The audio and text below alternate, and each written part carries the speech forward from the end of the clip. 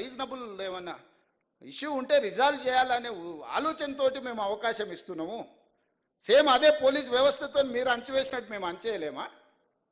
మాకు తెలియదా? ఆ మాత్రం తెలివి లేకుండానే 20 ఏళ్ళ అపోజిషన్లో ZPTC, MLA, MLC, MP, party president, ముఖ్యమంత్రి అయిన 20 ఏళ్ళు ఏం తెలియకుండానే ఇంత దూరం వచ్చినా మీరు అవకాశం ఇచ్చారా?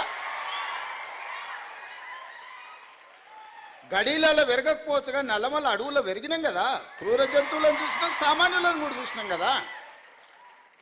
గడీలలో దొరల్లాక మేము పెరగకపోవచ్చు, కానీ నల్లమల్ల అడవుల్లో చెంచులను చూసుకుంటేనే, పేదోళ్ళని చూసుకుంటేనే పెరిగినాం కదా. మాకు మనుషులు ఎట్లుంటారు, మానవ మృగాలు ఎట్లుంటాయో మాకు తెలియదా? తెలియకుండానే ఇంత దూరం వచ్చినా నేను.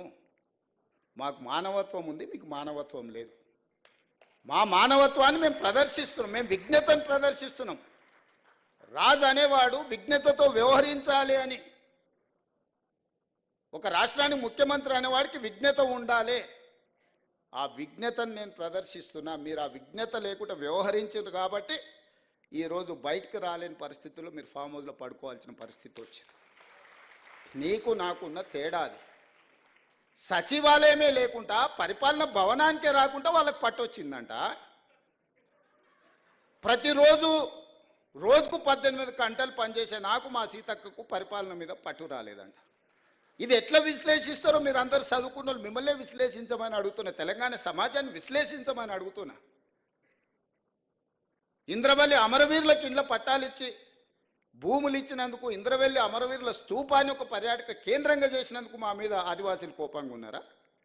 లేకపోతే సమ్మక్క సారలమ్మ జాతరని అద్భుతంగా నిర్వహించినందుకు మా మీద కోపంగా ఉన్నారా? లేకపోతే యాదగిరి గుట్టని యాదాద్రి నువ్వు చేస్తే తెలంగాణ ప్రజల యొక్క ఇష్టదైవం యాదగిరి గుట్ట లక్ష్మీ నరసింహస్వామి, ఆ పేరును కూడా తెలంగాణకు వదలలేను. చాలామంది యాదగిరి అని మిత్రులు ఉన్నారు.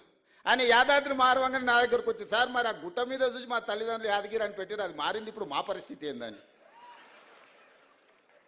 మీకేం చింతొద్దా, నేను వచ్చినాక మళ్ళీ యాదగిరి గుట్ట చేస్తా అని యాదగిరి గుట్ట చేసిన. వాళ్ళకి టీటీడీ ఉంటే మనకు వైటీడీ ఉంది. మనం కూడా పెద్ద సంస్థను ఏర్పాటు చేసుకున్నాం.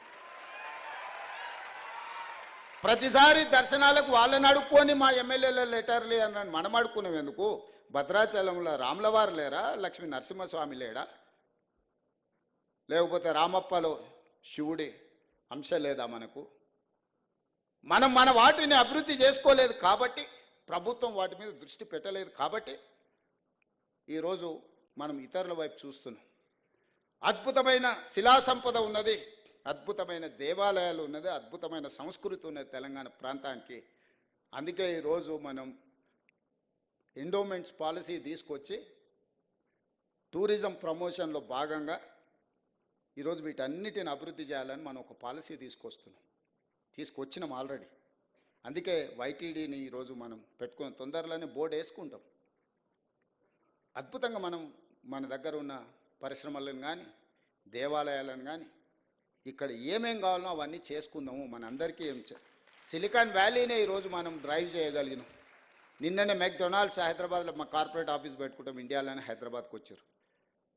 బయోటెక్లో ప్రపంచంలోనే పేరెన్నికగా నామ్జైన్ అమెరికాలో ఉంటుంది. ఫస్ట్ టైం వాళ్ళ దేశాన్ని వదిలి బయటకు వచ్చారు, హైదరాబాద్కి వచ్చారు. హెచ్సిఎల్ వాళ్ళు 15,000 మంది, 1,00,000 మంది ఈరోజు వాళ్ళు ఎంప్లాయీస్ తెలంగాణలో.